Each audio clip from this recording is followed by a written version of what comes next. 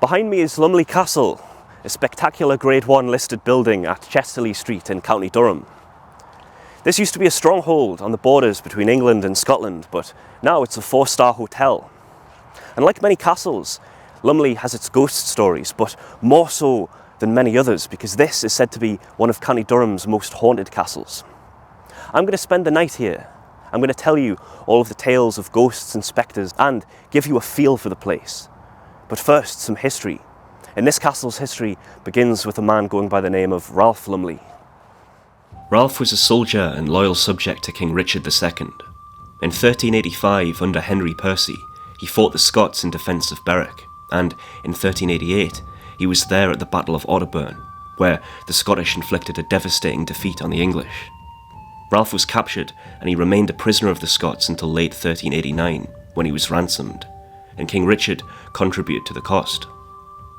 In 1391, he was made captain of Berwick, and the following year was given permission to rebuild his ancestral family manor house, turning it into a castle and properly fortifying it. Then, in September 1399, Ralph regretfully accepted in Parliament the ascension of King Henry IV to the throne after his seizure of power, but he remained loyal to his friend King Richard. He and his son Thomas Lumley joined the Duke of Surrey and a number of other nobles in a plot. The plot was to kill Henry and restore Richard to the throne. But this plan was discovered, and Ralph, his son Thomas, and the other nobles were executed for their treason. This castle, along with Ralph's other possessions and lands, were given to the Earl of Somerset. Yet the Lumley family recovered the ownership of the castle. In 1421, the castle reverted to Ralph Lumley's grandson, named Thomas, after the Earl of Somerset died with no children. Thomas continued the Lumley family's tradition for soldiering, taking part in the Wars of the Roses, fighting at the Siege of Bamborough, and being appointed constable for Scarborough Castle. He was summoned to Parliament in 1461, where his family's peerage was restored, and the Lumleys held the castle for centuries afterwards.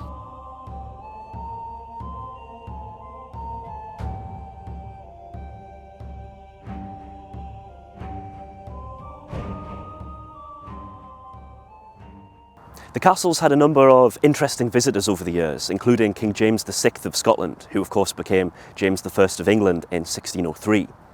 On his way down to London from Edinburgh, he stopped off here for a visit at Lumley Castle. He'd come from Newcastle, he was on his way to Durham. He was a guest of Lord John Lumley, who at the time was one of Britain's finest and biggest collectors of art and books, a very cultured man. James didn't actually stay in Lumley Castle, just visited. He preferred instead to sleep in Durham Castle.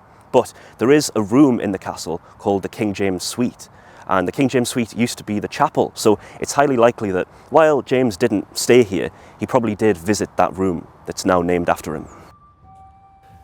The castle is still owned by the Lumley family today. The present owner is Richard Lumley, the 13th Earl of Scarborough.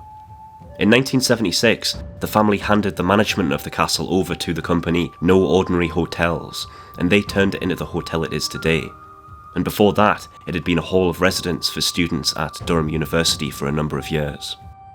Now, while the castle has a long and interesting history, it also boasts a number of hauntings and frequently seen apparitions and strange goings-on.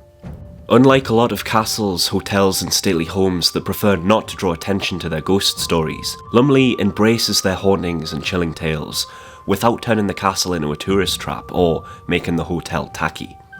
It also naturally has an eerie feel to the place, which only increases once it gets dark.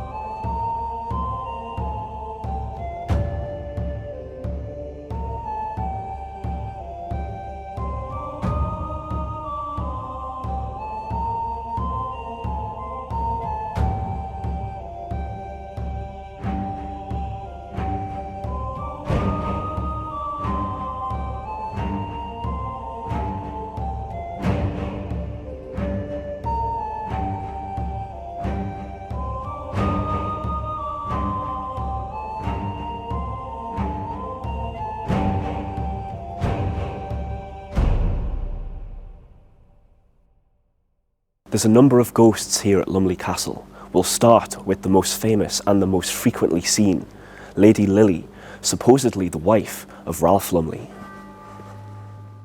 Lily was suspected of turning her back on the church, so the story goes.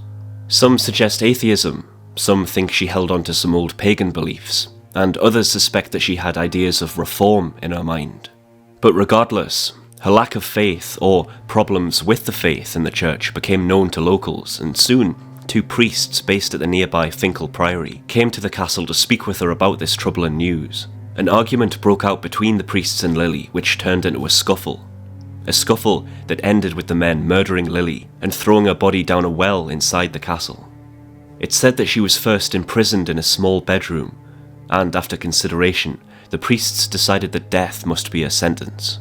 Now at the time, her husband Ralph was away, and upon his return, the priests told him that Lily had joined a nunnery and sadly passed away not long after taking her vows. There are those that think Sir Ralph believed the story, and others think that he had the priests killed for either allowing them to take her to a nunnery or because he found out the truth. But Lily refused to stay quiet. So this here is the well where the priests threw Lily down. The hotel actually has a plaque that marks the story of the ghost. Now it's said that Lily emerges out of the well every night and then stalks the halls of the castle. Sometimes her ghost is merely glimpsed at the end of a corridor. Her footsteps are heard on the landings and even in people's rooms. But on some occasions, unlucky guests will witness her terrifying apparition flying towards them, screaming and shrieking before vanishing in front of them just before she reaches their face. Another ghost that haunts the castle is known as Black Jack, a mischievous character that likes to play pranks and jokes on guests and make a nuisance of himself. He's known to slam doors in the middle of the night, slide glasses off tables, and move and hide people's belongings in their rooms. The origins of Jack are unknown. Who he was in life is a mystery, but he seems to be far less terrifying than the ghost of Lily. Heading down into the bar for a drink now. A very comfy atmosphere here. It's a cold night and a good book by the fire is a great way to spend an hour or two. There are some notable ghostly encounters and stories in this part of the castle. A strange man has been sighted on occasion, sitting in the corner. He watches other guests for a short time and then disappears, leaving a very cold atmosphere behind. The bar is also where the priests threw Lily and left her to die in an alternative version of the story. This might explain the strange moans that are heard coming from this area. The grounds of the castle are known to be quite haunted too. In the nearby woodland, the sounds of a battle have been heard. Swords clashing, horses galloping and men screaming. The ghosts of monks or priests are known to walk in procession through the castle grounds. Could these spectres have any relation to the priests in the story of Lily? Perhaps the priests were killed by Ralph, and their ghosts have never left the castle since. There's also another story of a headless horseman that rides out from Lumley Castle to the nearby Finkel Priory. He's been seen on rare occasion, almost always on a stormy night. His identity, though, is lost to history.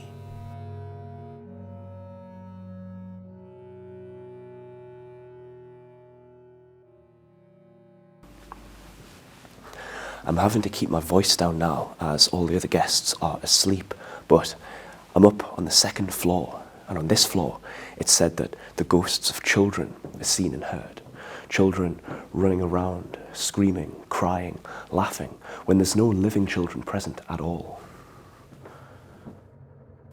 In Rob Kirkup's book Ghostly County Durham, he tells of the experiences of Carol Bowen, who, in January 2006, together with her group, spotted an apparition of a little girl, around the age of 5 or 6, walking along the corridor and heading for the staircase.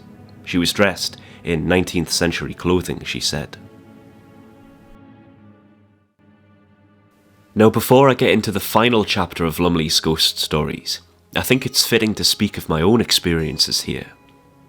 When we were walking along one corridor at night, we saw a door handle strangely rattling quite violently, and in the middle of the night too, the latched window burst open and a strong wind blew into the room.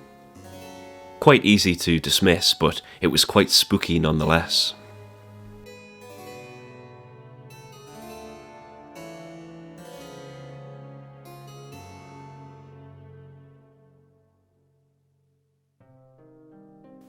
It seems though that cricketers have had the lion's share of ghostly experiences. The castle is situated right next to the Riverside ground, the home of Durham County Cricket Club. The first incident at Lumley Castle involving a cricket player happened in the year 2000.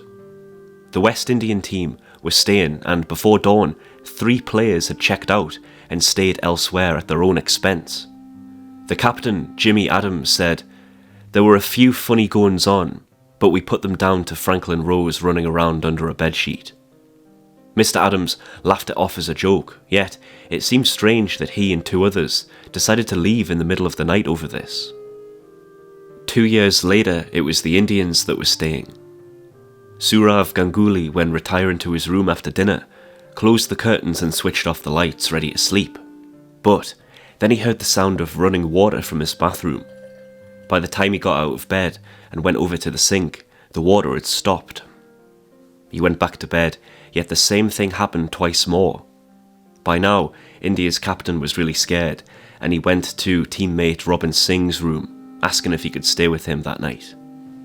Another player, Harsha Bogle, said in an interview that of all the hotels he stayed in, there's only ever been one that he really didn't like, and it was this one. He said the place was very spooky, and he kept looking at the clock, waiting for the time that he could check out. And then after the Indians came the Australians in 2005. Australian players and management reported seeing and hearing strange and eerie things during the night.